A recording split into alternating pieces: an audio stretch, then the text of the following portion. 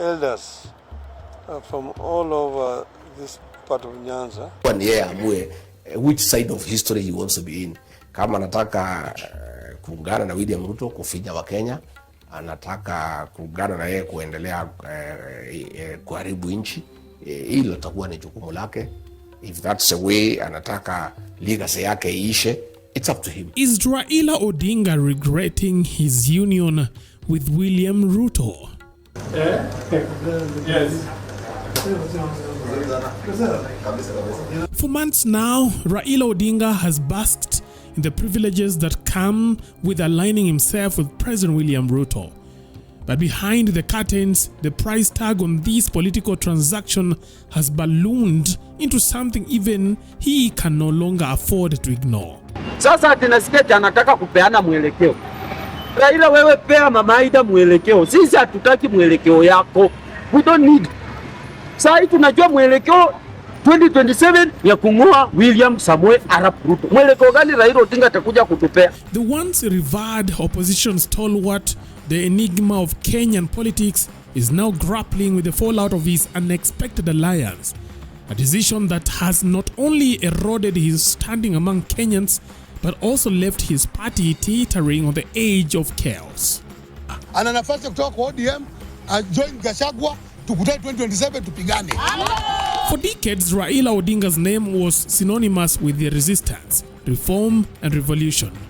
He was the ultimate symbol of opposition, the political gladiator who took on oppressive regimes.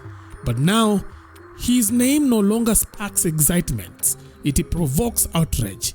His supporters, once ready to march through fire for him, are now leading protests against him. Why? Because Raila threw in his lot with Ruto, a man many believe is the architect of Kenya's economic turmoil and the most unpopular president in recent history. That kind of hatred I've never witnessed, but I understand it's a hatred that is transferred from Ruto. It is a hatred that was championed towards Ruto. His once loyal base sees this as the ultimate betrayal, and the backlash has been swift and brutal. Not any other time in history have I ever observed, witnessed, seen, and encountered such hatred and venom against Raila than now. I've never witnessed at a time when Kenyans can hate Baba so bitterly to a point that they don't even want him to win anything, including the chairman of not even AU. They don't want even him to, even the chairman of Ketrodip. They'll not even want Raila to win that seat. This growing resentment was on full display during Raila's bid for the African Union Commission AUC chairmanship. Rather than rallying behind their long-time hero, Kenyans actively rooted for his failure.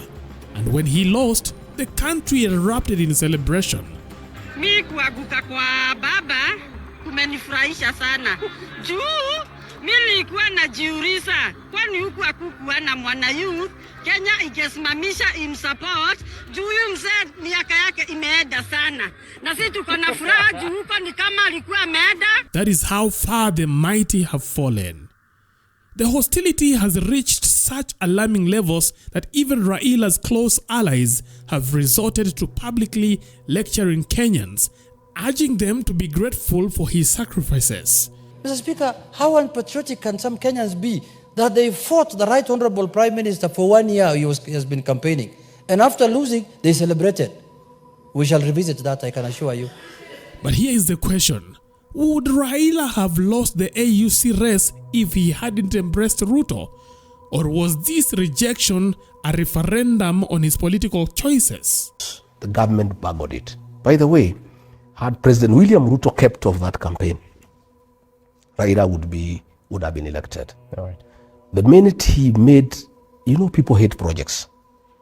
Not just here in the country, but even in Africa and the world. Raila Odinga was perceived to be a William Ruto project to take him to the AU to sort out his political problems in Kenya. And therefore, many African presidents had a problem with that, from what we gather. They said, we don't want William Ruto to dump Raila in AU to sort out his problems at home. So many people had a problem with that. ODM ODM. If there is one thing Raila could always count on, it was the unity of his ODM party. Those days are gone. Today, ODM is fractured, with members at each other's throats over their stance on Ruto. ODM, as ODM, I'm telling you, and I've said it on this show, and I've said it on this show, Trevor, my position is, even if ODM supports Ruto, Ruto will still lose. Some have chosen to toe the line, embracing the government, while others remain fiercely opposed and willing to stomach the idea of standing alongside a man they once campaigned against. Tunaangalia simu, tukaona kuna pande za hii nchi ambayo watu wanashangilia, wanacheka, wanabeba miguu juu, wanapiga makofi.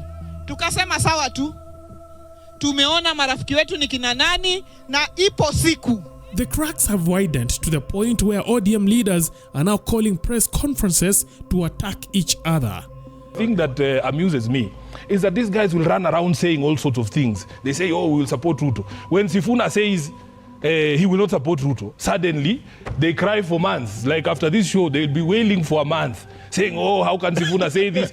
I have a mouth. I have a mouth, just like Aladwa's mouth. In fact, we are the same because he's a lawyer like me. Aladwa can say things because he has the democratic freedom to say those things. If he has decided that he's going to vote for Ruto in 2027, that is up to Aladwa. He knows what he's getting out of there.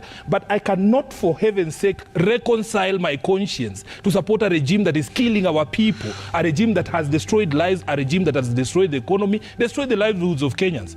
Ana nafasi kutoka kwa ODM, join Gachagua, tukutane 2027 tupigane. What was once a well-oiled political machine is now a battleground of conflicting loyalties. And the mastermind behind this division, if you ask former Deputy President Rigathi Gachagua, he'll tell you it is all part of Ruto's grand strategy. By the president to divide ODM. And you know, one time I asked him, when we were pushing Baba to go to African Union, and we were talking. We were not good friends, but we were talking. We would have a conversation. And I asked him, this Raila thing you are pushing, what's the end game? He said, fine, we want this Mzee to go to AU so that I can take over his block. I said, how will you take it up? He said, let's the ODM, I'll finish it, I'll destroy it, I'll take it over. According to Gachagua, Ruto's goal was never just to work with Raila Odinga.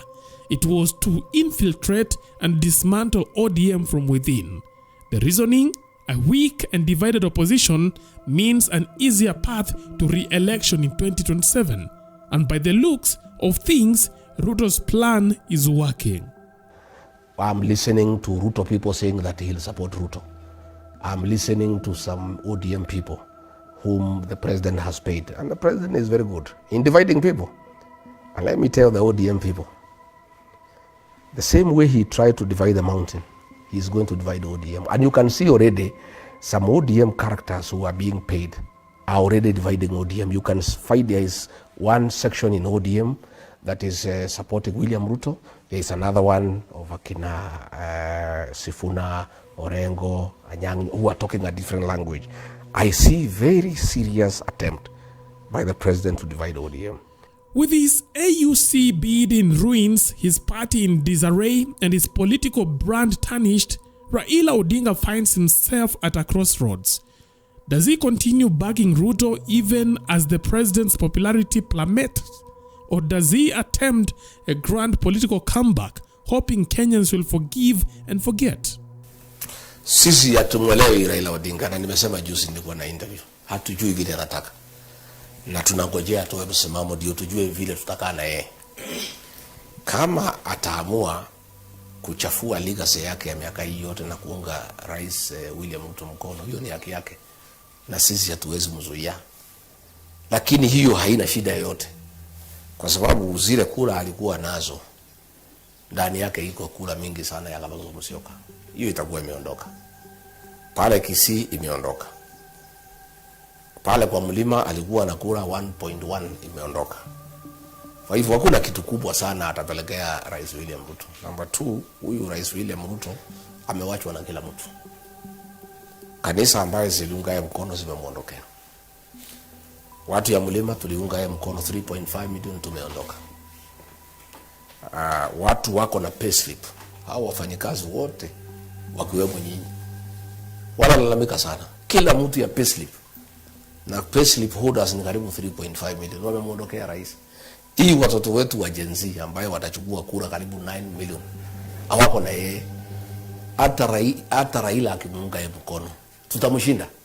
Mimi nataka nikwambie, itakuwa ni vile Raila ataamua. Kama ataamua akisimame na upande wa Kenya, atakuja tuketi tuulizane atachezea wapi, ni wapi anaweza shika nama katika timu hii.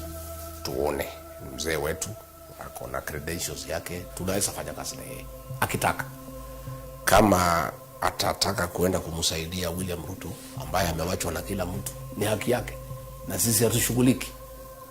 Sisi tuko na plan na nzuri, na tumesikiza Wakenya. Tunajua Wakenya wanaangalia sisi kama viongozi tuwapatie plan.